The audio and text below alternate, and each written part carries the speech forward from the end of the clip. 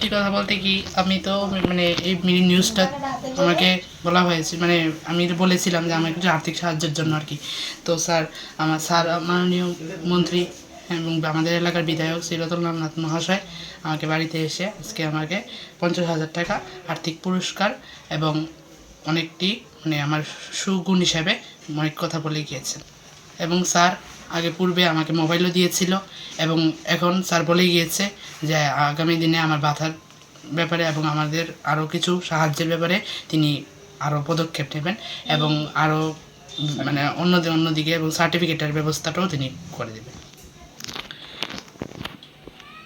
এমনি তাই না, তো এটাও কইছে যে এককালীন টাকা দিলে হবে না, তো আগামী দিনে আরও মানে সাহায্যের জন্য তিনি হাত বাড়িয়ে দেবেন অন্য দিক দিয়ে কীভাবে দেওয়া যায়।